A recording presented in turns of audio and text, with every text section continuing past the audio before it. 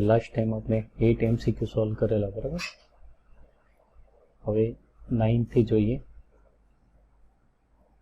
ન્યુ1 અને ન્યુ2 આવૃત્તિના પ્રકાશ દ્વારા ઉત્સર્જિત ફોટો ઇલેક્ટ્રોનની ગતિ ઉર્જાનો ગુણોત્તર આપેલો છે. ગતિ ઉર્જાનો ગુણોત્તર કેટલો છે? 1:2. તો થ્રેશોલ્ડ આવૃત્તિ એટલે ન્યુ0. તો આપણે ફોટો ઇલેક્ટ્રિક અસરનું સૂત્ર લખ્યું, h nu is equal to h nu plus 1/2 mv². આવું સૂત્ર લખ્યું આપણે. તો કાઇનેટિક એનર્જી, આ જે E છે કાઇનેટિક એનર્જી, એને આપણે E કહી દઈએ. તો એનો ગુણોત્તર આપેલો છે. તો આમાં E ને સૂત્રનો કરતા બનાવીશું તો શું થશે? E is equal to h new minus h nu થશે, બરાબર. હવે આપણે ગતિ ઉર્જાનો ગુણોત્તર આપ્યો છે. ન્યુ1 આવૃત્તિ હોય ત્યારે ગતિ ઉર્જાને E1 કહીએ, અને ન્યુ2 આવૃત્તિનો પ્રકાશ હોય ત્યારે ગતિ ઉર્જાને શું કહીશું? E2. તો E1/E2 શું થશે? E1/E2 h nu minus h nu upon h nu minus h nu થશે, h nu minus h nu. હવે આ ગતિ ઉર્જાનો ગુણોત્તર આપ્યો છે આપણને 1:2. તો 1:2 ઇઝ ઇક્વલ ટુ, બોલો, h કોમન નીકળશે અંશમાંથી અને છેદમાંથી, એટલે કેન્સલ થશે.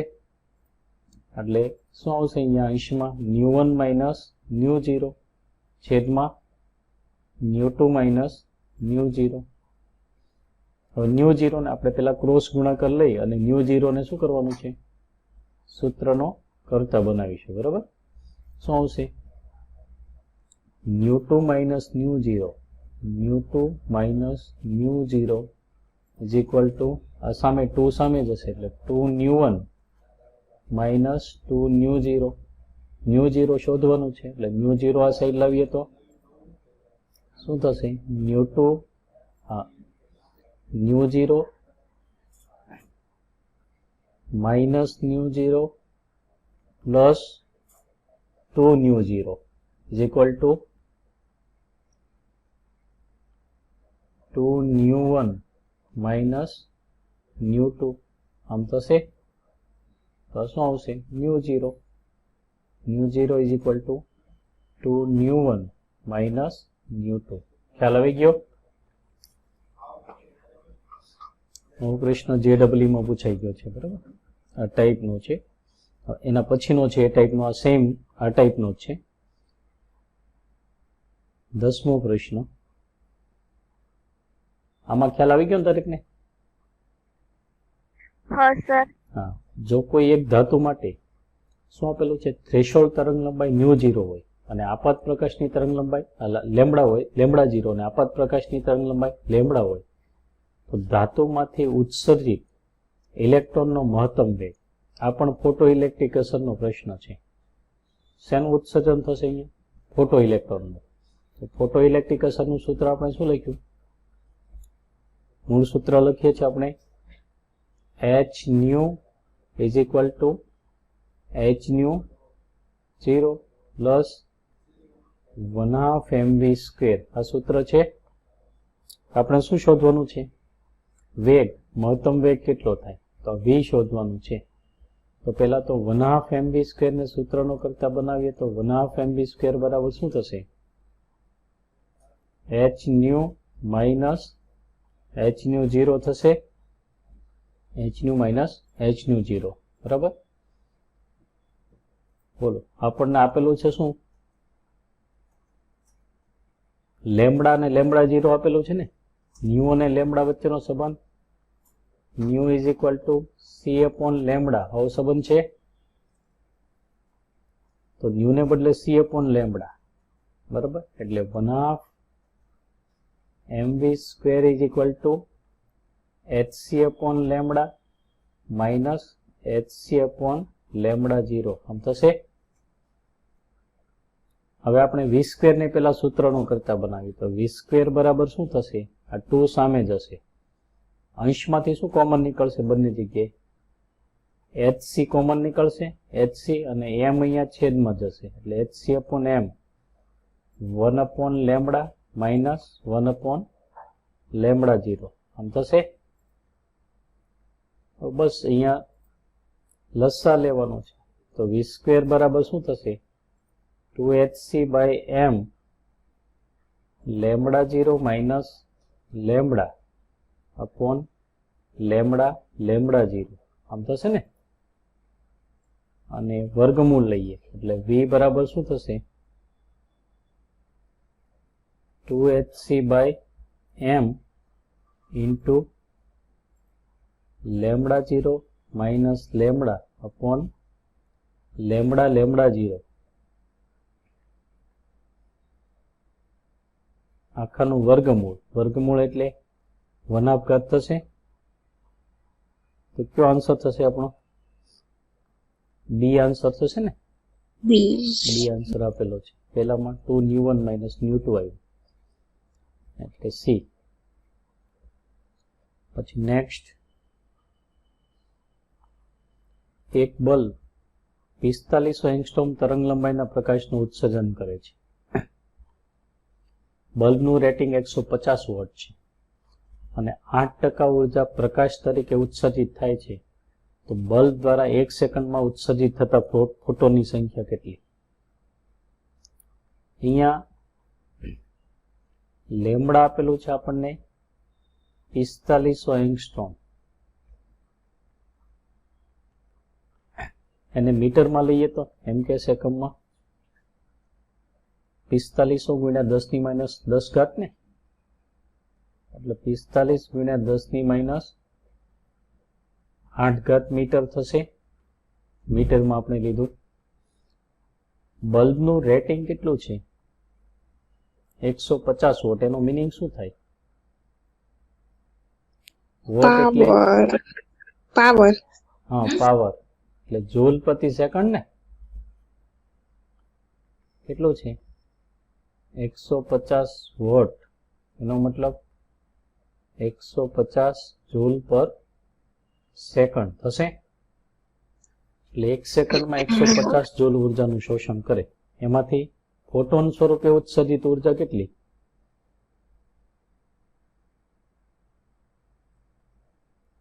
ફોટોન સ્વરૂપે ઉત્સર્જિત ઉર્જા 8, એના 8% છે ને. હા, 8% ફોટોન સ્વરૂપે એટલે વિકિરણ પ્રકાશ સ્વરૂપે ઉત્સર્જિત કરે છે. તો ફોટોન સ્વરૂપે ઉત્સર્જિત ઉર્જા થશે 150 ના 8%. 150 × 8/100 એટલે એ થશે તમારી 12 જૂલ. હવે તમને તરંગ લંબાઈ આપેલી છે અને ફોટોનની સંખ્યા ગણવાની છે. એક ફોટોનની ઉર્જા શું તરંગ લંબાઈના સ્વરૂપમાં? એક ફોટોનની ઉર્જા શું લઈએ છીએ આપણે?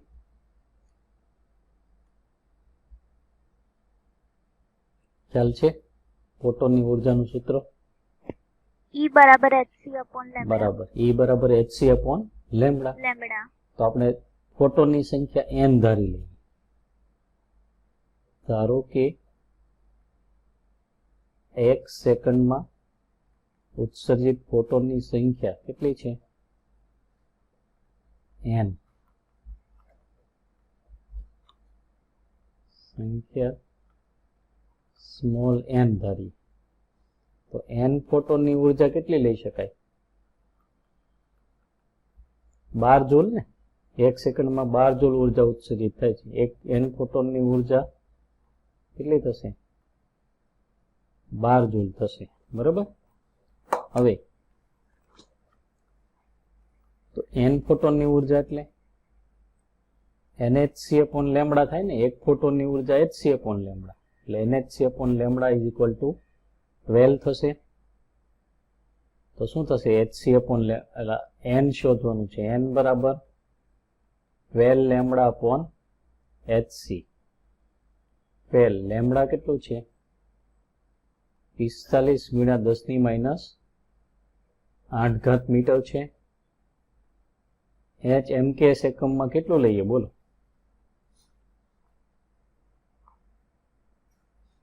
6.6 ગુણ્યા 10⁻34. યસ, 6.6 એપ્રોક્સિમેટલી લઈએ ઇન્ટુ 10⁻34 ને, હા એને આપણે 66 ઇન્ટુ 10⁻35 લખી શકીએ. હા અને સી ની વેલ્યુ 3 ઇન્ટુ 10⁻+8 -8 ખાલી મીટર પર સેકન્ડ. હવે જુઓ, અહીંયા કેન્સલ થશે ને, 11 6 2 6 થશે. પછી અહીંયા 15 3 થાય ને, તો કેટલા આવશે? 30/11. 30/11 કરવા પડશે. 11 દુ 22, 2 પોઈન્ટ સમથિંગ આવશે. 2 થી શરૂ થતો એક આન્સર છે, 2.72 જેવું આવી જશે. પછી ડાયરેક્ટ ખ્યાલ આવે. હવે 10 પાવર કેટલો આવશે? -35 + 8 -27, ઉપર જાય તો +27, -8 + 27 10⁻19. પણ એને આપણે આન્સરમાં શું લખ્યું છે? 27.2 ઇન્ટુ 10⁻18 પણ લખી શકાય ને. ખ્યાલ આવી ગયો? તો શું આન્સર આવશે? બી. એટલે સિમ્પ્લિફિકેશન તમને સરળતાથી થઈ જવું જોઈએ, બરાબર? એ પણ તમારે જોવાનું છે. નેક્સ્ટ લઈએ આપણે 12.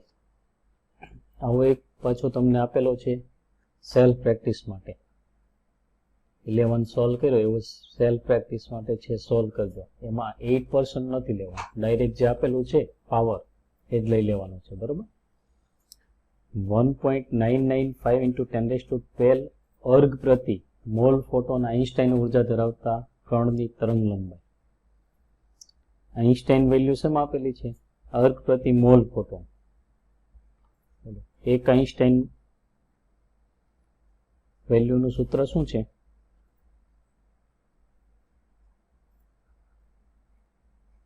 આઈન્સ્ટાઈન મૂલ્ય is equal two HF NaHc by Avogadro. Lambda ને, હા NaHc by લેમ્બડા. આપણે શું શોધવાનું છે?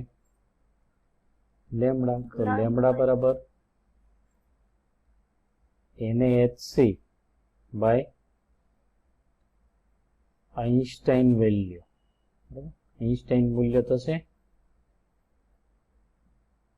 હવે આમાં વેલ્યુ એપ્લાય કરીએ. h ની વેલ્યુ Na એપ્રોક્સિમેટલી 6 ઇન્ટુ 10⁻23 લખાય. h આ શેમાં આપેલું છે? અર્ગમાં. અર્ગ પ્રતિ મોલ ફોટોન આપેલી છે ને, તો h ની વેલ્યુ આપણે જૂલ ઇન્ટુ સેકન્ડમાં કેટલી લઈએ છીએ? 6.626 ઇન્ટુ 10⁻34. અર્ગમાં કન્વર્ટ કરવું હોય તો 10⁻7 થી મલ્ટીપ્લાય કરવું પડે. એટલે શું આવશે? 6.6 એપ્રોક્સિમેટલી લખીએ ઇન્ટુ 10⁻27 થશે. અર્ગમાં c 3 into 10⁻8 upon Einstein value કેટલી છે? 1.995 ઇન્ટુ 10⁻12. આન્સર તમારો આવશે, બધા આપણે આ એમકેએસ એકમ લીધું છે ને, સેન્ટીમીટરમાં લઈએ તો આની વેલ્યુ આપણે લીધી, વર્ગમાં લીધી, તો આ સેન્ટીમીટરમાં 10⁻10 થશે ને, એટલે આન્સર આવશે આપણો સેન્ટીમીટરમાં. બધા સીજીએસ એકમ લીધા. હવે જો અહીંયા 3 થી ડિવાઈડ થશે, 3 થી ડિવાઈડ કરીએ તો 3 છંક 18, 1 19, 3 છંક 18, 1 3 પંચા 15. અહીંયા આપણે 6.626 લઈએ બરોબર. તો એપ્રોક્સિમેટલી જો આ તો 3 થી કેન્સલ થઈ ગયું અને આ બંને લગભગ સેમ ગણાય, 10 થી કેન્સલ થશે ને, કારણ કે આપણને આન્સરમાં આપ્યા છે પૂર્ણાંક જ આપેલા છે. જો તો આ કેટલું કેન્સલ થશે અહીંથી, આ લગભગ આના 10 ગણું લઈએ તો 10 થી કેન્સલ કરીએ 0.665 છે, આ 6.62 છે, 10 થી કેન્સલ થઈ ગયો. હવે સિમ્પ્લિફિકેશનમાં બાકી તો કંઈ ખાલી 10 રેઝ ટુ પાવર જોવાનું છે. 23 ને 10 33, 33 માઇનસ 27 એટલે 6, 6 માઇનસ 12 માઇનસ 6 આવશે, એટલે લેમડા શું થશે 6 into 10 raised to minus 6 centimetre. આપણને શેમાં આન્સર આપ્યો છે, એંગસ્ટ્રોમ. એંગસ્ટ્રોમમાં કન્વર્ટ કરવા માટે 6 into 10 raised to minus 6 into ચલો એંગસ્ટ્રોમને સેન્ટીમીટરમાં કન્વર્ટ, સેન્ટીમીટરને એંગસ્ટ્રોમમાં કન્વર્ટ કરવું હોય તો 10 raised to minus 4. 10 raised to 4. ના, જો મીટરને એંગસ્ટ્રોમમાં કન્વર્ટ કરવું હોય તો 10 raised to 10 થી મલ્ટીપ્લાય કરવું પડે, અને 8 થી સેન્ટીમીટરને એંગસ્ટ્રોમમાં કન્વર્ટ કરવું હોય તો 1 મિનિટ, કંઈ મિસ્ટેક ક્યાં છે પાવરમાં, 33 minus 27 6, 6 minus 12 10 raised to 12, 6 into 10 raised to 23 6 point, આ 10 બાકી રહી ગયું એટલે અહીંયા 10 raised to minus 5 આવશે, 10 raised to minus 5, 10 raised to minus 5 લખીએ તો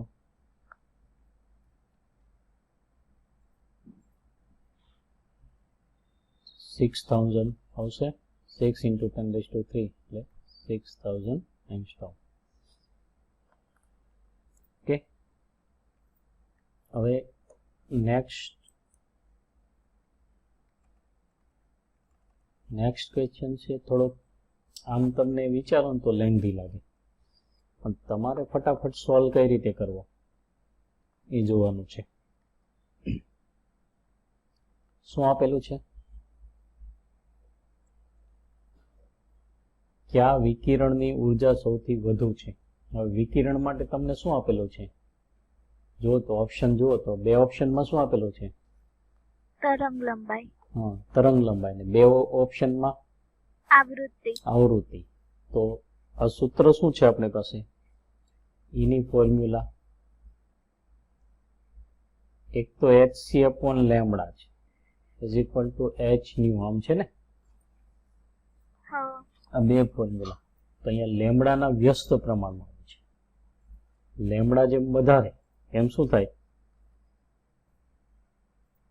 ઉર્જા ઓછી. હા, ઉર્જા ઓછી હોય. પહેલામાં બંનેમાં પાછા યુનિટ અલગ આપેલા છે. પહેલામાં શું છે, લેમ્બડા 300 pm આપેલું છે, એને આપણે મીટરમાં કન્વર્ટ કરવું હોય તો 10 raised to minus 12 થી મલ્ટીપ્લાય કરવું પડે ને, તો 3 into 10 raised to minus 10 થશે આ મીટરમાં. બી ઓપ્શનમાં બોલો, બી ઓપ્શનમાં તમને નેનોમીટરમાં આપેલો છે, એટલે પેલા પરથી એક આન્સર તો આપણો કેન્સલ થઈ ગયો. Lambda is equal two 30 nanometre, 30 into 10 raised to minus 9 એટલે 3 into 10 raised to minus 8 metre. એટલે આપણો બી ઓપ્શન તો કેન્સલ ને, એ ને બી માં, હા. કારણ કે એમાં તરંગ લંબાઈ વધારે છે એટલે ઉર્જા કેવી થશે, ઓછી. હવે બી ઓપ્શન છે એમાં ઉર્જા શું થશે, એ hc બાય લેમ્બડા, hc ની વેલ્યુ કેટલી, આ એ ઓપ્શનમાં લઈશું આપણે, એ ઓપ્શનમાં ઉર્જા.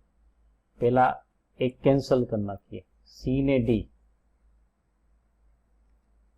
સી ઓપ્શનમાં ન્યુ વધારે એમ ઉર્જા વધારે ને, શામાં વધારે છે, સી ને ડી માં, એટલે ડી ઓપ્શન પણ આપણો કેન્સલ. તો બાકી કયો વધ્યો, સી. સી માટે ઈ શું થશે?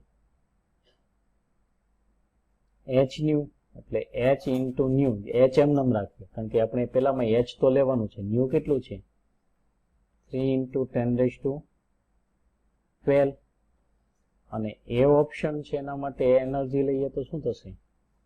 hc by lambda. C 3 into 10⁸. અને લેમ્બડા કેટલું છે? 3 ઇન્ટુ 10⁻10 છે ને? 3 ઇન્ટુ 10⁻10 મીટર છે. પેલું મીટર પર સેકન્ડમાં. એટલે શું આવશે? ઈ h ઇન્ટુ 10⁻18 આવશે. બોલો અહીંયા શું આવ્યું? h into 3 into 10⁻12. અહીંયા h ઇન્ટુ 10⁻18. તો વધારે કોણ ગણાશે? એ. એટલે આન્સર શું આવશે આપણો? એ. આખી ગણતરી નહીં કરવાની, તમે બધામાં h ની વેલ્યુ એપ્લાય કરો, પછી સિમ્પ્લિફાઈ કરો તો વધારે સમય જશે. બરોબર? h તો બંનેમાં કોમન જ છે. ખ્યાલ આવી ગયો? એટલે બે ઓપ્શન કેન્સલ કરી નાખ્યા, બાકીના બે વધ્યા. એમાં ઉર્જા શોધી, એમાં આપણે h ની વેલ્યુ મૂકતા જ નથી. પછી આગળ જોઈએ. નેક્સ્ટ 14. હાઇડ્રોજન પરમાણુનો ઇલેક્ટ્રોન ત્રીજી કક્ષામાં હોય તો તેની ખાલી જગ્યા ઉત્તેજિત અવસ્થા દર્શાવે છે. બોલો. બીજી. બીજી. બીજી. આપણે બીજી. સમજાવ્યું હતું થિયરીમાં. પહેલી કક્ષામાંથી બીજી કક્ષામાં જાય એટલે પ્રથમ ઉત્તેજિત અવસ્થા. પ્રથમ ઉત્તેજિત અવસ્થામાં બીજી કક્ષામાં હોય, બીજી ઉત્તેજિત અવસ્થામાં ત્રીજી કક્ષામાં હોય, ત્રીજી ઉત્તેજિત અવસ્થામાં ચોથી કક્ષામાં હોય. બરાબર? એટલે ત્રીજી કક્ષામાં હોય તો બીજી ઉત્તેજિત અવસ્થા થશે. પછી નેક્સ્ટ હાઇડ્રોજન પરમાણુની 7મી બોર કક્ષામાં હાઇડ્રોજન પરમાણુના ઇલેક્ટ્રોનનું કોણીય વેગમાન. હવે 7 કક્ષામાં કોણીય વેગમાનનું સૂત્ર? NH/2π. કક્ષામાં કોણીય વેગમાન ઇઝ ઇક્વલ ટુ NH/2π.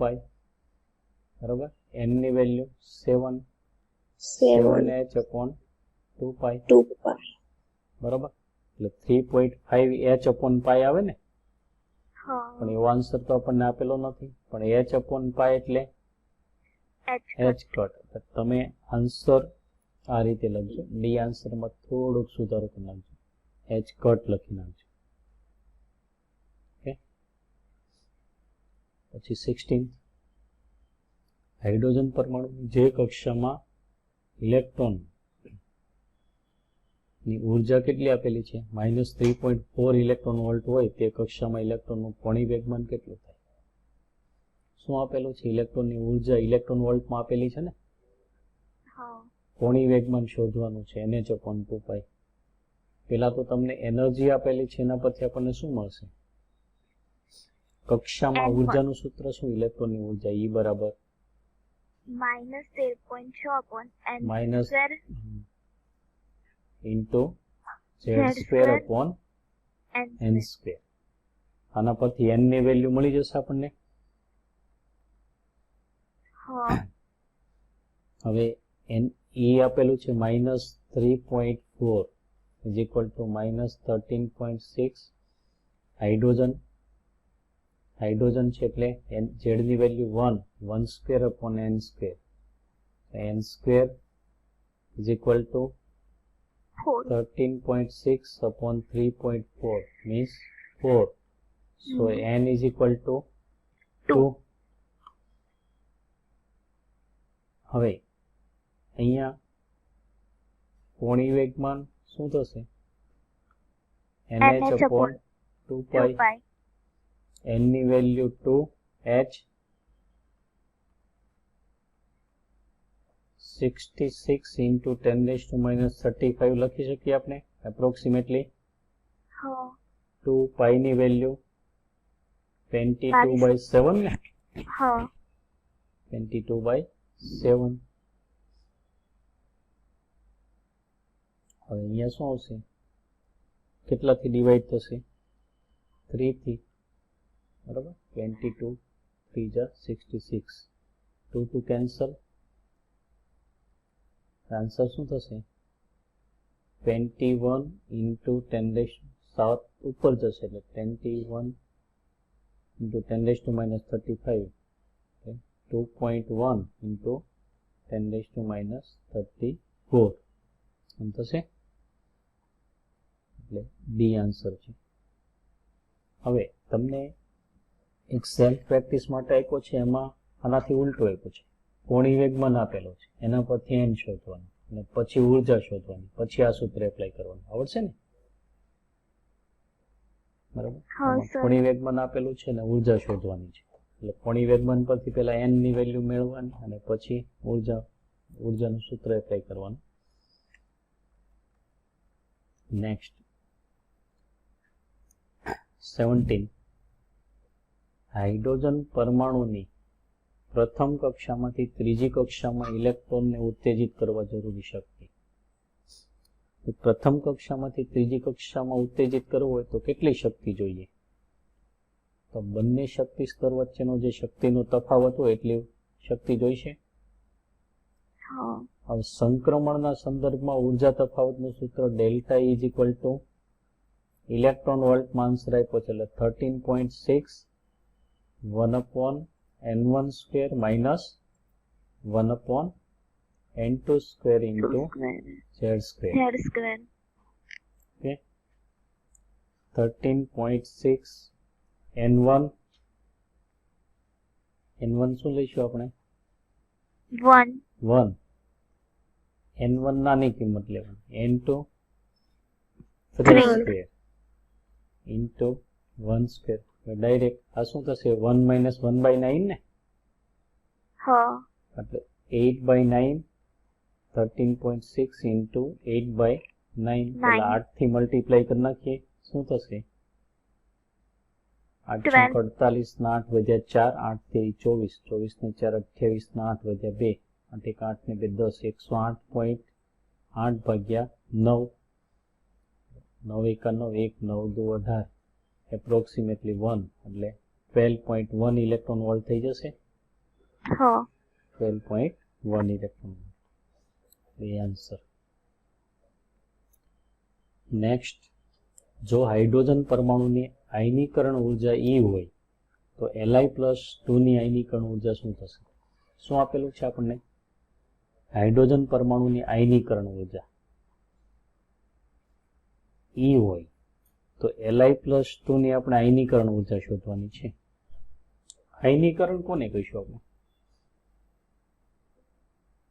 આયનીકરણ ઉર્જા એટલે ઇલેક્ટ્રોન મુક્ત કરવા માટે આપવી પડતી ઇલેક્ટ્રોન ઉર્જા. મુક્ત કરવો એટલે પ્રથમ કક્ષામાં હોય, બંનેમાં એક ઇલેક્ટ્રોન છે એટલે ત્યાંથી ક્યાં મોકલવાનો? ઇન્ફિનિટીમાં. બરાબર. એટલે આયનીકરણ આવે ને અહીંયા આયોનિકમાં તો હંમેશા શું લેવાનું? આયનીકરણ માટે n1 1 લેવાનું અને n2 ઇન્ફિનિટી. બરાબર. એ તો બંને માટે આયનીકરણ ઉર્જા જ છે. સંક્રમણ તો સરખા જ. તો હાઇડ્રોજનની આયનીકરણ ઉર્જાને આપણે ડેલ્ટા E1 કહીએ અને He+ માટે ડેલ્ટા E2 કહીએ. Li+2 માટે. આ કોના માટે છે? હાઇડ્રોજન માટે. અને આ He+ માટે. લિથિયમ માટે. સોરી, Li+2 છે લિથિયમ. Li+2 માટે. આ ડેલ્ટા નું સૂત્ર એપ્લાય કરીએ તો ડેલ્ટા નું સૂત્ર RH 1/n1 square minus 1/n2 square into Z1 square upon, ખાલી Z ચેન્જ થશે ને, સંક્રમણ તો બંને માટે કેવા આવશે? સેમ. કારણ કે બંને માટે આયનીકરણ ઉર્જા છે એટલે n1 1 ને n2 infinity into Z2 square. પછી તમારે એક્ઝામમાં તો આ ડાયરેક્ટ જ લખી નાખવાનું હોય. આ કેન્સલ, આ પણ કેન્સલ. બરાબર. તો હવે શું થશે આયનીકરણ ઉર્જા પરથી બોલો? ડેલ્ટા E1 શું આપેલું છે આપણને? E ને, હાઇડ્રોજન માટે E, અને આ ડેલ્ટા E2 એટલે Li+2 માટે શોધવાનું છે. હાઇડ્રોજનનો પરમાણુ ક્રમાંક 1 One. Square upon 3 square 3 square. એટલે ડેલ્ટા E2 શું થશે 9. 9E. ઓકે પછી નેક્સ્ટ B+3 ની આયનની ધરાવસ્થામાં રહેલા ઇલેક્ટ્રોનની ગતિ ઉર્જા. બોલો ધરાવસ્થામાં રહેલા ઇલેક્ટ્રોનની ગતિ ઉર્જા શું થશે? 1/2 k z square upon r. હા ઝેડ પણ અહીંયા ઈ પણ એપ્લાય કરેલો છે હા. કે ઝેડ સ્ક્વેર બરાબર હા. કેની એટલે kinetic energy is equal to 1/2 1/2 K Z square upon r. R બરાબર 1/2 કે ની વેલ્યુ શું લઈએ છીએ આપણે 1/4 epsilon 1/4 pi 4 pi epsilon 0. Epsilon 0 is equal to પછી ઝેડ કેટલું B+3 માટે 4 into E square upon R 4 cancel 4 cancel એટલે શું થશે કાઇનેટિક એનર્જી અંશમાં શું રહેશે E સ્ક્વેર અને છેદમાં 2 પાઈ એપ્સિલોન 0 આર થશે 2 પાઈ એપ્સિલોન 0 આર બરાબર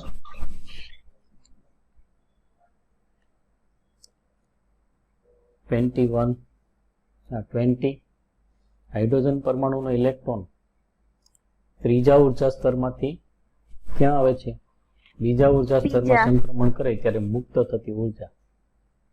બોલો કઈ ફોર્મ્યુલા એપ્લાય કરીશું આપણે E બરાબર RH1 upon ni square. Delta E બંને ઉર્જા સ્તરના તફાવત જેટલી ઉર્જા મુક્ત થાય ને હા. RH 1 upon N1 N1 square minus square 1 upon minus 1 upon N2 square N2 into square. Z square. Z square.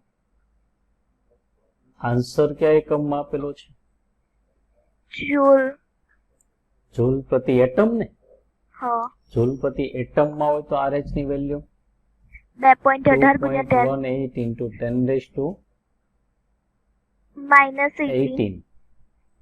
18 10 raised to minus 18 હા. 2.18 into 10 raised to minus 18 1 upon 2 square minus 1 upon 3 square into Z1 થશે hydrogen માટે હા. એટલે 2.18 into 10 raised to minus 18 આ શું થશે 1/4 minus 1/9 થાય ને એટલે 5/36 હા. પેલા 5 થી મલ્ટીપ્લાય કરો તો અથવા ને 21.8 લખવો હોય તો 10 ની માઇનસ 19 ઘાત લખાય ને હા. 21.8 ગુણ્યા 10 ની માઇનસ 19 ઘાત એને 5 વડે ગુણો 21 પંચા 20 પંચા 100 1 પંચા 5 એટલે અને 8 પંચા 40 એટલે 5 ને 4 9 109 આવશે અને આમ લખાશે 109 ગુણ્યા 10 ની માઇનસ 19 ઘાત ભાગ્યા 36 36 તેરી 108 થાય 30 તેરી 90 6 તેરી 18 એટલે એપ્રોક્સિમેટલી 3 ની એકદમ નજીકનો આન્સર એટલે 10 ની માઇનસ 19 ઘાત તો કયો આન્સર આપેલો છે સી. સી એટલે 3.03 into 10 raised to minus 19 joule પર એટમ આમ થશે હા. પછી નેક્સ્ટ બામર શ્રેણીની પ્રથમ રેખાની તરંગ લંબાઈ આપેલી છે આપણને 656.1 નેનોમીટર હોય તો આ શ્રેણીની બીજી રેખાની તરંગ લંબાઈ શું બામર શ્રેણીની પ્રથમ રેખા માટે 2 લેવાનું એનું. 2 લેવાનું. N1 2 પણ પ્રથમ હા. રેખા એટલે કોઈ પણ ઊર્જા સ્તરમાંથી બીજી કક્ષામાં આવે. હા, પણ ત્રીજામાંથી બીજામાં આવે તો પ્રથમ રેખા કહીશું ને. હા, બામર શ્રેણીની પ્રથમ રેખા છે. બામર શ્રેણીની પ્રથમ રેખા, બરાબર. તો n1 is equal to 2 અને n2 3. 3. અને બામર શ્રેણીની બીજી રેખા હોય તો ચોથામાંથી બીજી કક્ષામાં આવે. ચોથી બીજી રેખા કક્ષામાંથી હોય બીજી. તો n1 તો ફિક્સ જ બામર શ્રેણી છે એટલે 2 અને n2 4. 4. હવે એક તરંગ લંબાઈ આપેલી છે આપણને, કેટલી? 656.1 નેનોમીટર. બીજી શોધવાની છે ને, બીજી રેખાની તરંગ લંબાઈ. હા, તરંગ લંબાઈ માટે કયું સૂત્ર લઈશું આપણે? સંક્રમણ આપેલું હોય તો 1/λ. હા, 1/λ is equal to capital R. R. 1/n1 square minus 1/n2 square into z square. સમજાશે? હા, હવે અહીંયા આપણને આનો ગુણોત્તર લઈએ એટલે r ને z સ્ક્વેર તો કેન્સલ. બોલો, આમ લઈએ આપણે 1/λ1 upon 1/λ2 is equal to શું થશે? r લખીએ 1/n1 square minus 1/n2 square of 1 લખીએ into z square. r તો અચળ છે અને તત્વય બદલાતું નથી એટલે એ પણ એ જ રહેશે. n1 square minus 1/n2 square of 2 into z square. આમ થશે. આમાં r cancel, z square cancel. સંક્રમણ તો આપણે લખી નાખીએ. λ2 અંશમાં જશે, છેદનો છેદ. λ1 કેટલું આપ્યું છે આપણને? 656.1. આ વેલ્યુ 1/2 સ્ક્વેર માઇનસ 1/3 સ્ક્વેર આમ લખીશું ને. હા, 1/2 square minus 1/3 square upon 1/2 square minus 1/4 square. અંશ શું થશે ભાઈ? 1/4 માઇનસ 1/9 એટલે 5/36. હમણાં જ આવી ગયું ને. હા, અને આ 1/4 માઇનસ 1/16 એટલે લસા 16 આવશે એટલે અહીંયા 4 વડે ગુણ પડે. 4 ઓછા 1 3 ના છેદમાં 16 આવશે ને. હા. બસ λ2 ને સૂત્રનો કરતા બનાવીએ તો λ2 શું થશે? 5 ગુણ્યા 16 ગુણ્યા 656.1 છેદમાં કેટલા આવશે? 3 ગુણ્યા 36. જો આનો ભાગ ચાલી જશે, પેલા 3 વડે તો ચાલશે જ કારણ કે આના અંકોનો સરવાળાને આપણે 3 વડે ભાગી શકીએ છીએ. 656.1 છે, 656.1 તેના અંકોનો સરવાળો 18 થાય એટલે 3 વડે ભાગી શકાય. એટલે 3 થી અહીંયા ભાગ ચલાવીએ તો શું આવશે? 3 દુ 6, 3 1 3, 2 26, 3 24. બરોબર. પછી 2 3 7 21 આમ થશે. બીજો અહીંયા 36 9 થી ભાગ ચલાવો તો 9 દુ 18, 3 વધશે એટલે 38, 9 ચોક 36, 2 9 તેરી 27 એટલે અહીંયા હજુ 9 થી ચાલી જશે. આનો ભાગ ચલાવીએ તો 4 9 36 અને આને 9 થી ચલાવીએ તો 9 દુ 18, 21 માંથી 18 જાય તો 3 એટલે 38, 9 ચોક 36. બરાબર. પછી 2 36 એટલે 2 વધે 27, 9 તેરી 27 ભાગ ચલી ગયો. પછી આ 4 ચોક 16 આ પણ કેન્સલ થઈ જશે. 5 ચોક 20, 20 ગુણ્યા 24.3 એટલે 243 ગુણ્યા 2 કહેવાય ને. 20 ગુણ્યા 24.3 એટલે 2 ગુણ્યા 243. બોલો, 243 ગુણ્યા 2 486 આવશે. 486 નેનોમીટર. ખ્યાલ આવી ગયો? સાદું રૂપમાં ખ્યાલ આવ્યો દરેકને? પહેલાનો 3 થી ભાગ ચલાવ્યો, હા પછી 9 થી, 9 ચોક 36 ને આને 9 વડે ભાગીએ 24.3 આવ્યા, અને આ 4 ચોક 16 એટલે 5 ગુણ્યા 4 20, 20 ગુણ્યા 24.3 એટલે 2 ગુણ્યા 243, 486.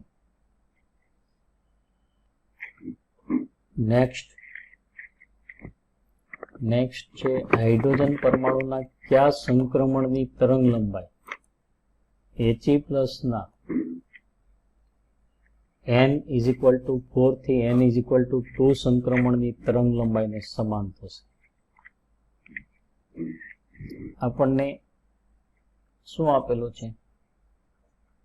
હાઇડ્રોજન અને હિલિયમ He+ આપેલું છે, બરાબર ને? શું સમાન છે બંને માટે? તરંગ લંબાઈ. પણ એકનું સંક્રમણ આપેલું છે. કોનું આપ્યું છે? હિલિયમનું આપ્યું છે. અને હાઇડ્રોજન માટે સંક્રમણ શોધવાનું છે. બંને માટે તરંગ લંબાઈ સમાન છે એટલે λ1 = λ2 લખાય. પણ આપણી પાસે કોનું સૂત્ર છે?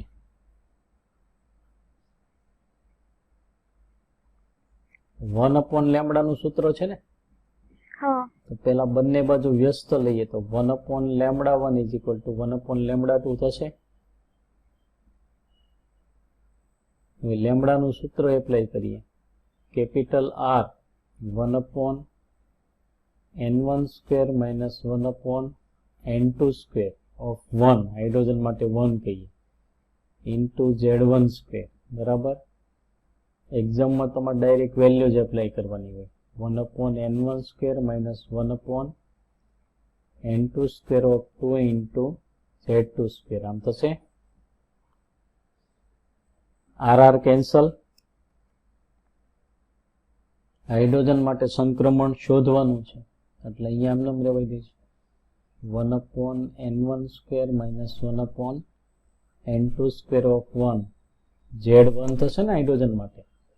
અહીંયા સંક્રમણ આપેલું છે 2 to 4 એટલે n1 2 અને n2 4, અને હિલિયમનો પરમાણુ ક્રમાંક તે 2/4 થશે. અહીંયા શું થશે બોલો? 1/n1² - 1/n2² = આ જુઓ અહીંયા કૌંસ જોડીએ તો 1/4 × 4 એટલે શું રહેશે? 1/4 × 4 એટલે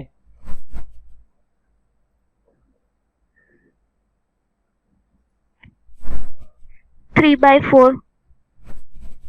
ના 1 રહેશે ને.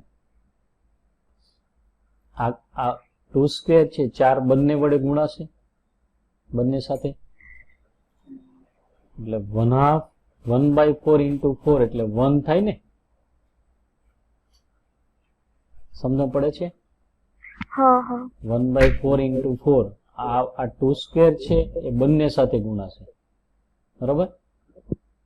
એટલે પેલા પદ સાથે ગુણીએ તો શું થશે? 1/4 × 4 એટલે 1 એટલે 1/1 લખાય ને. 1/1 માઇનસ આ શું થશે? 1/16 × 4 એટલે 1/4 ને. પણ અહીંયા n1 ને n2 ક્યાં સ્વરૂપે છે? વર્ગના સ્વરૂપ. વર્ગના સ્વરૂપમાં લખીએ તો 1 ને 1² લખાય અને 4 ને શું લખાય? 2². તો આ કમ્પેરિઝન કરીએ તો n1 શું આવશે? 1 અને n2 2. તો હાઇડ્રોજનનું સંક્રમણ કેવું હોય? 2 to 1 આવે ને, બે માંથી એક. હિલિયમનું 4 to 2 છે, તો આનું શું આવશે? 2 to 1. તરંગ લંબાઈ સરખી છે. નેક્સ્ટ, હાઇડ્રોજન પરમાણુનો ઇલેક્ટ્રોન ચોથી સ્થાયી કક્ષામાંથી ક્યાં સંક્રમણ કરે છે? લાઇમેન શ્રેણીમાં રેખા ઉત્સર્જિત કરે. ક્યાં? લાઇમેન શ્રેણીમાં. તો ઉત્સર્જિત વિકિરણની તરંગ લંબાઈ શું થાય? લાઇમેન શ્રેણી માટે n1 શું? 1. અને ક્યાંથી આવે છે? n to 4 લખીશું ને. લેમ્બડા શોધવાનું છે. બોલો કયું ફોર્મ્યુલા? એપ્લાય કરીશું આપણે 1 upon lambda Lambda. Lambda is equal to is capital equal to R r 1 upon 1 n1 upon square n1 minus 1 square upon minus 1 upon n2 n2 square square into into z z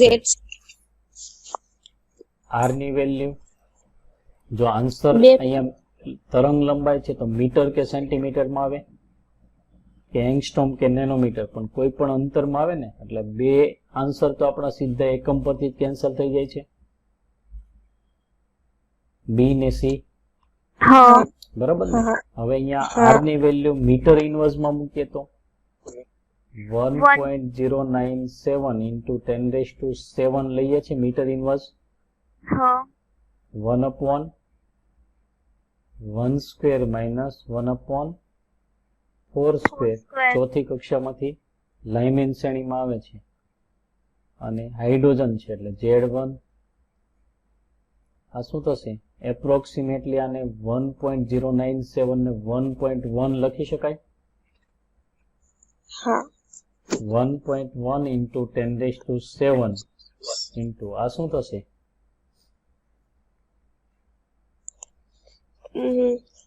1 minus 1/16 એટલે 15/16 થશે. હા હવે હા આપણે શું લેવાનું છે હા 1 upon લેમ્બડા આવ્યું, લેમ્બડા શોધવાનું છે એટલે આનું વ્યસ્ત આવશે, લેમ્બડા બરાબર 16 અંશમાં જશે, 15 ગુણ્યા 1.1 કરો તો 15 ગુણ્યા 15 એક 15 એટલે અને 15 ગુણ્યા 0.1 એટલે 1.5 એટલે 16.5 આવશે ને, 16.5 ગુણ્યા 10⁷ આ મીટર ઇન્વર્સમાં આવશે એટલે આ મીટરમાં આવી ગયા 10⁻⁷. એક કરતા નાનો આવશે ભાઈ આન્સર, અંશમાં 16 છે અને છેદમાં કેટલા છે 16.5 એટલે એક કરતા નાનો એટલે 0.9 વાળો આવશે, 97 જ આપેલું છે ને ઇન્ટુ 10⁻⁷ મીટર એટલે આને શું લખીશું આપણે 9.7 ઇન્ટુ 10⁻⁸ મીટર. ઓકે, સેલ્ફ પ્રેક્ટિસના કર્યા છે સોલ્વ કે બાકી છે?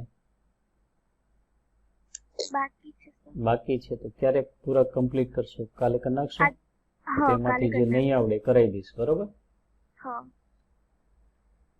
એટલે આ કાલે કમ્પ્લીટ કરી નાખજો એટલે સેલ્ફ પ્રેક્ટિસના 20 આપેલા છે તમને એટલે હા થઈ જશે કમ્પ્લીટ. હવે આપણે આગળની થિયરી પર જોઈએ. ક્વોન્ટમાંક, ક્વોન્ટમાંક અથવા ક્વોન્ટમ નંબર્સ, ક્વોન્ટમાંક કોને કહીએ છીએ?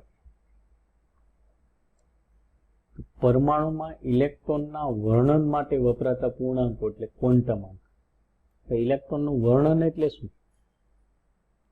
તો ઇલેક્ટ્રોન કેન્દ્રથી કેટલા અંતરે છે, એની ઉર્જા કેટલી છે, બરોબર, એનું વેગમાન કેટલું છે, એના સ્પિન કઈ રીતના છે, આ બધું વર્ણન એટલે એ ઇલેક્ટ્રોન વિશે માહિતી આપે છે એટલે એને ક્વોન્ટમાંક કહીએ. ટૂંકમાં કહીએ તો ક્વોન્ટમાંક એટલે ઇલેક્ટ્રોનની જન્મ કુંડળી થાય, બરાબર. હવે ક્વોન્ટમાંક આપણે 4 ક્વોન્ટમાંક ભણવાના છે. મુખ્ય ક્વોન્ટમાંક n એટલે કે પ્રિન્સિપલ ક્વોન્ટમ નંબર n, પછી કોણી વેગમાન ક્વોન્ટમાંક અથવા એને ગૌણ ક્વોન્ટમાંક કહેવામાં છે, એન્ગ્યુલર મોમેન્ટમ ક્વોન્ટમ નંબર અથવા તો એજીમુથલ ક્વોન્ટમ નંબર તરીકે ઓળખીશું. અને ચુંબકીય ક્વોન્ટમાંક m અથવા ml કહીએ છીએ, મેગ્નેટિક ક્વોન્ટમ નંબર. આ ત્રણની કમ્પેરિઝન આપેલી છે અને પછી એક સ્પિન ક્વોન્ટમાંક આપેલો છે. દરેક ક્વોન્ટમાંક માટે તમારે શું યાદ રાખવાનું છે ખાસ ધ્યાનમાં રાખજો. 2 વસ્તુ મેં યાદ રાખવાની છે. એક તો એ ક્વોન્ટમાંકના મૂલ્યો શું હોય અને ઇલેક્ટ્રોન વિશે કઈ માહિતી આપે. 2 વસ્તુ મેં એના પર ફોકસ કરવાનું છે, બરાબર. અને એના પરની કઈ રીતના પ્રશ્નો પૂછાય છે એ તમને હું સમજાવું. તો ક્વોન્ટમાંકના મૂલ્યો છે એમાં મુખ્ય ક્વોન્ટમાંક લઈએ તો 0 સિવાયની કોઈ પણ ધન પૂર્ણાંક સંખ્યા હોય. શું હોય? 0 સિવાયની ધન પૂર્ણાંક સંખ્યા એટલે n બરાબર 1 2 3 વગેરે હશે. ઇલેક્ટ્રોન વિશે કઈ માહિતી આપે? તો પેલું તો ઇલેક્ટ્રોનનું કેન્દ્રથી સાપેક્ષ અંતર દર્શાવે છે. શું દર્શાવે છે? કેન્દ્રથી ઇલેક્ટ્રોન કેટલા અંતરે રહેલો છે. n નું મૂલ્ય વધારે હોય તો કેન્દ્રથી દૂર હોય.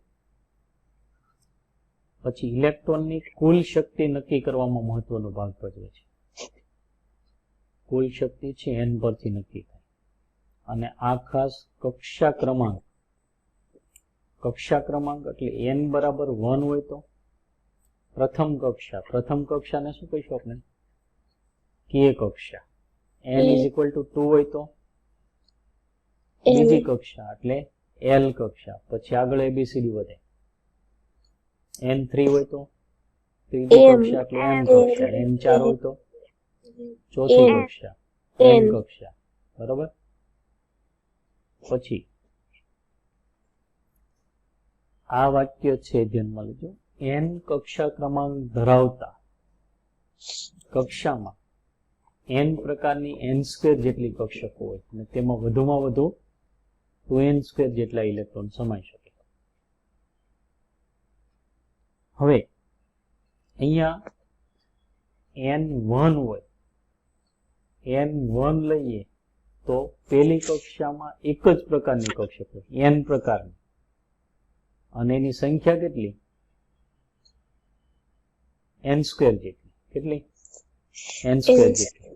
n1 હોય તો n² જેટલી કક્ષકો હોય એટલે એક પ્રકારની એટલે 1s હોય ને. કઈ હોય?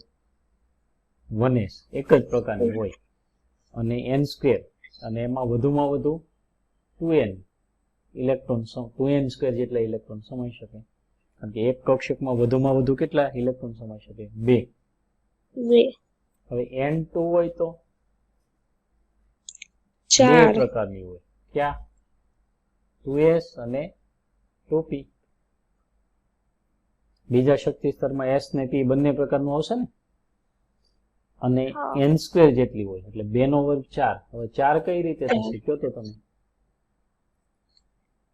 p ની 3 અને s ની 1. p ના પેટા પ્રકાર 3 એટલે 1 2s ને 3 2p થઈ ગઈ 4. એમ n is equal to 3 હોય તો 2s 2p અને 3p અને 3d આમ થશે. હા. અને 3 નો વર્ગ 9 જેટલી કક્ષકો હોય. 9 કઈ રીતે? d ના પેટા પ્રકાર 5, d ના 3 અને 1s એટલે 9 થશે. અને એમાં વધુમાં વધુ 18 ઇલેક્ટ્રોન સમાઈ શકે. તો તમને પ્રશ્ન આના પરથી કઈ રીતના પૂછાઈ ગયો? તો નીટમાં પૂછેલો છે. પરમાણુના ચોથા શક્તિ સ્તરમાં પરમાણુ કક્ષકોની કુલ સંખ્યા કેટલી થાય? 16. અને પાંચમા માટે પૂછાઈ ગયો તો પરમાણુના પાંચમા શક્તિ સ્તરમાં પરમાણુ કક્ષકોની કુલ સંખ્યા કેટલી? 25. ચાલો મુખ્ય ક્વોન્ટમમાં. પછી સેકન્ડ છે કોણીય વેગમાન ક્વોન્ટમમાં, એન્ગ્યુલર મોમેન્ટમ ક્વોન્ટમ નંબર. કોણીય વેગમાન ક્વોન્ટમના મૂલ્ય શું હોય? કે 0 થી n-1 સુધીની પૂર્ણાંક સંખ્યા હોય. શું હોય? 0 થી l છે n પર આધાર રાખે છે. l કોના પર આધાર રાખે? n. માની લો કે n 5 હોય. n 5 હોય તો l ના કેટલા મૂલ્યો મળે? 0 1 2 3 અને 4. બરોબર? 0 1 2 3 4 ઇલેક્ટ્રોન અને એની સંખ્યા n જેટલી. n 5 આવી તો કુલ કેટલા મૂલ્યો મળ્યા? 5 મળ્યા ને l ના. 0 1 2 3 મૂલ્યોની સંખ્યા 5 છે. શું દર્શાવે? કક્ષકમાં ઇલેક્ટ્રોનનું કોણીય વેગમાન. કક્ષકીય કોણીય વેગમાન કહેવાય એને. કક્ષકીય કોણીય વેગમાનનું સૂત્ર √l l+1 h/2π. આ એક સૂત્ર યાદ રાખજો. અથવા h/2π એટલે h કટ પણ લખાય ને. કક્ષામાં કોણીય વેગમાનનું સૂત્ર શું લખ્યું? nh/2π. પણ કક્ષકમાં કોણીય વેગમાન √l l+1 h/2π સૂત્ર આવશે. એટલે એક કક્ષકીય કોણીય વેગમાન નક્કી કરવામાં ભાગ ભજવે છે. અને સેકન્ડ છે કક્ષકનો પ્રકાર અને આકાર સમજાવે છે. હવે એમાં પ્રકાર કઈ રીતે? આકાર માટે તો આપણે ડિટેલમાં નથી, એ તમારે આખું ક્વોન્ટમ મિકેનિક્સ આવે. બરાબર? પણ પ્રકારમાં આ યાદ રાખજો. L0 હોય તો કઈ કક્ષક? S. L1 હોય તો P કક્ષક.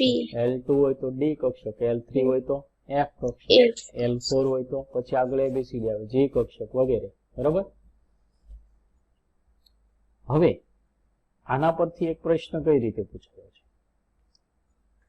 પ્રશ્ન આવો પૂછાઈ ગયો કે 3D કક્ષકમાં ઇલેક્ટ્રોનનું કોણીય વેગમાન કેટલું થાય? કક્ષક આવ્યો એટલે કક્ષકીય કોણીય વેગમાન.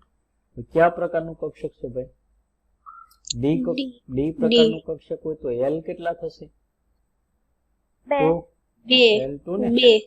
2 હવે કક્ષકીય કોણીય વેગમાનનું સૂત્ર under root LL plus 1 L L plus 1 1 h upon 2 2 pi pi. under root L ની વેલ્યુ 2 ને, હા 2 plus 1 h upon 2 pi. તો root 6h upon 2 pi થાય. હા. હા તમને આન્સર આવો પણ આપેલો હતો. રૂટ 2 ને પાછું શું લખાય? પેલા 2 ને શું લખાય? રૂટ 2 ઇન્ટુ રૂટ 2 લખાય. હા અને હા. રૂટ 6 ને રૂટ 3 ઇન્ટુ રૂટ 2 ને, હા એમાં રૂટ 2 કેન્સલ થઈ જશે એટલે આવો આન્સર પણ આપી શકે, route 3h upon route 2 pi. આમ આપે, અથવા શું આપી શકે? રૂટ 6h કટ, કારણ કે h upon 2 pi એટલે h કટ ને. હા બરોબર. પછી એક S કક્ષક માટે પૂછાઈ ગયું. S કક્ષક માટે કક્ષકીય કોણીય વેગમાન કેટલું થાય? 0. 0. Zero. કારણ કે L ની વેલ્યુ 0 થશે એટલે આખું પદ કેવું થઈ જશે? 0. 0 એટલે 0 કક્ષકીય કોણીય વેગમાન 0 થશે. ઓકે. હા પછી નીચેના પૈકી ક્વોન્ટમ આંકનો કયો સેટ શક્ય નથી? આવા પ્રશ્નો પૂછાઈ ગયા. એમાં કા n ને l માં ભૂલ હોય અથવા l ને m માં ભૂલ હોય. તો n ને l માં કઈ રીતે ભૂલ હોય? તો l ની વેલ્યુ શું હોય?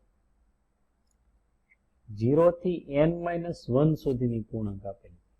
તો તમને n 3 આપ્યું હોય તો અને l પણ 3 આપેલું હોય તો ખોટું કહેવાય કે નહીં?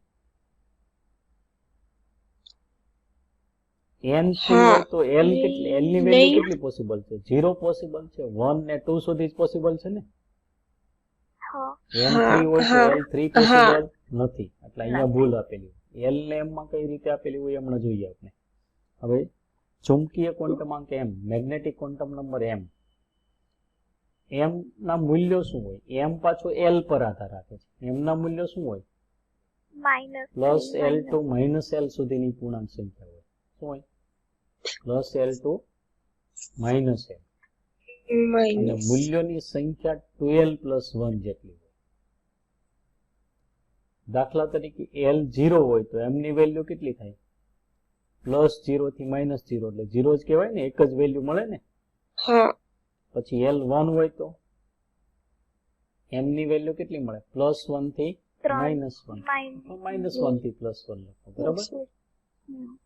અને L2 હોય તો એમની 5 મૂલ્યો મળે. હા +2 +1 0 -1 2 એટલે અહીંયા L2 મૂકો તો 2 2 4 ને 1 5. બરાબર. હવે શું દર્શાવે છે? તો ઇલેક્ટ્રોનના વિદ્યુતીય વાદળની અવકાશમાં દિશા દર્શાવે, અથવા એને ઓરિએન્ટેશન અથવા સ્થિતિ સ્થાન કહેવાય. એટલે ઇલેક્ટ્રોનનું વિદ્યુત વાદળ અવકાશમાં કઈ રીતે વિસ્તરેલું છે, કઈ દિશામાં વિસ્તરેલું છે? ધન એક્સ અક્ષની દિશામાં છે, ઋણ એક્સ અક્ષની દિશામાં, અક્ષોની વચ્ચે છે, એના પરથી કક્ષકનો આકાર નક્કી થાય. બરાબર. પછી કક્ષકીય ભ્રમણને લીધે ઉત્પન્ન થતું ચુંબકીય ક્ષેત્ર દર્શાવે. ઇલેક્ટ્રોન કક્ષામાં પણ ભ્રમણ કરે છે અને પોતાની ધરી પર પણ ભ્રમણ કરે છે ને. ધરી પર ભ્રમણ કરે એને કારણે ઉત્પન્ન થતું ચુંબકીય ક્ષેત્ર સ્પિન ક્વોન્ટમ આંકને આધારે નક્કી થાય. પણ કક્ષામાં ભ્રમણ કરે છે એને કારણે ઉત્પન્ન થતું ચુંબકીય ક્ષેત્ર ચુંબકીય ક્વોન્ટમ આંક m દ્વારા નક્કી થાય. અને આ મુદ્દો ખાસ L ના આપેલા મૂલ્ય માટે m ના મૂલ્યોની સંખ્યા શું દર્શાવે છે? તો કે જે તે પ્રકારની કક્ષકોની સંખ્યા દર્શાવે. એ અહીંયા નીચે સમજાવેલું છે. L0 તો M0 એટલે S કક્ષક ને. S કક્ષક માટે L0 હમણાં અહીંયા ભણ્યા આપણે. પછી P કક્ષક માટે L1. L1 હોય તો P ના M ના કેટલા મૂલ્યો મળે? 3. તો P ના પેટા પ્રકાર આપણે કેટલા લઈએ છીએ? 3. PX, PY ને PJ. આ પી માટે એક યાદ રાખજો, પીઝેડ કક્ષક હોય ને તો એમ ની વેલ્યુ 0, કારણ કે એક વખત નીટમાં પ્રશ્ન પૂછાઈ ગયો છે, 18-19 માં જ પૂછાયેલો છે, બરોબર, 18-19 કે 20 માં જ પૂછાયેલો છે. એટલે આ તમારે પીઝેડ કક્ષક હોય તો એમ ની વેલ્યુ 0, પછી પીએક્સ માટે કા -1 લેવાનું કા +1. પીએક્સ માટે તમને એમ ની વેલ્યુ -1 લો તો પીવાય માટે કેટલી લેવાની +1, અને પીવાય માટે -1 લો તો પીએક્સ માટે +1 લેવાની. ખ્યાલ આવ્યો? પણ પીઝેડ માટે કેટલી લેવાની એમ ની વેલ્યુ 0. 0, બરોબર. 0. એટલે આ કારણ કે આ નીટમાં પૂછાઈ ગયું, તમે ટેક્સમાં નથી આપ્યું બધું આખું, પણ છતાં નીટમાં પૂછાઈ ગયું, એક વિકલ્પમાં આપ્યું હતું પીઝેડ કક્ષક માટે એમ ની વેલ્યુ 0 હોય છે. સાચા નીચેના પૈકી કયું વિધાન સાચું છે કે ખોટું છે એ ટાઈપના પ્રશ્નોમાં આવી ગયું. ત્યારબાદ જોઈએ L = 2 હોય તો ડી કક્ષક, ડી કક્ષક હોય તો L = 2 એટલે m ના કેટલા મૂલ્યો મળે 5. L2 હોય તો એમના 5 મૂલ્યો મળે ને, 5 મૂલ્યો મળે એટલે ડી ના પેટા પ્રકાર આપણે કેટલા લઈએ છીએ 5. dxy dyz dzx dx2 - y2 ને dz2 માં dz2 માટે m ની વેલ્યુ 0 લેવાની, dxy માટે -2 લો તો dx2 - y2 માટે +2, બરોબર, અથવા dx2 - y2 માટે -2 લો તો dxy માટે +2 લેવાનું. એટલે અથવા એમ xz ને yz છે માટે -1 ને +1 લેવાના મૂલ્ય, એક માટે +1 બીજા માટે -1. તો કે આ યાદ નહીં રાખો તો ચાલશે, પણ આના માટે તમે ધ્યાનમાં રાખજો, બરાબર. તો આપણે આ 3 ક્વોન્ટમ અંક ભણ્યા.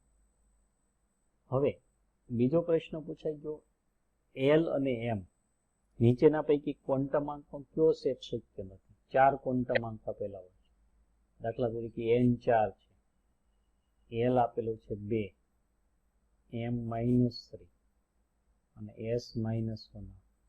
તો આમાં ક્યાં ભૂલ છે ભાઈ? M માં. L ને M, L2 હોય તો M શું -3 પોસિબલ બને? ના. નહીં. L2 હોય તો M -3 થી એટલે -2 થી +2 સુધી પોસિબલ બને ને? -3 પોસિબલ બને નહીં. એટલે આ ટાઈપના પ્રશ્નો પૂછાય, એટલે ક્વોન્ટમ અંકનો કયો સેટ શક્ય નથી આ ટાઈપના પ્રશ્નો પૂછાય તો કાં તો N ને L માં ભૂલ આપેલી હોય અથવા L ને M માં, એટલે એ ચેક કરવાનું તમારે. ખ્યાલ આવી ગયો? હા. પછી સ્પિન ક્વોન્ટમ અંક છે શ્રોડિંજર તરંગ, ઉપરના 3 ક્વોન્ટમ અંક શ્રોડિંજર તરંગ સમીકરણ પરથી મેળવવામાં આવ્યા છે, પણ સ્પિન ક્વોન્ટમ અંક શ્રોડિંજર તરંગ સમીકરણ પરથી મેળવવામાં આવ્યો નથી, અવલોકનના આધારે દાખલ કરવામાં આવ્યો. કઈ રીતે? કે હાઇડ્રોજન પરમાણુની કિરણાવલીને આ રીતે વિષમાંગ ચુંબકીય ક્ષેત્રમાંથી આપણે પસાર કરીએ તો અહીંયા 2 ભાગમાં વહેંચાઈ જાય છે. અડધા પરમાણુઓ N ધ્રુવ તરફ આકર્ષાય છે અને અડધા પરમાણુઓ S તરફ. હવે આનું કારણ શું? તો એનું કારણ એવું માનવામાં આવ્યું કે જે ઇલેક્ટ્રોન છે એ કક્ષામાં તો ગતિ કરે જ છે કેન્દ્રની ફરતે, પણ પોતાની ધરી પર પણ શું કરતો હોવો જોઈએ? ગતિ. અને આ ધરાભ્રમણ 2 વિરુદ્ધ દિશાના, એટલે એને કારણે ઉત્પન્ન થતા ચુંબકીય ક્ષેત્રો 2 વિરુદ્ધ દિશાના હોવાથી અડધા પરમાણુઓ કોના તરફ આકર્ષાય? N ધ્રુવ તરફ ને અડધા S તરફ, બરોબર.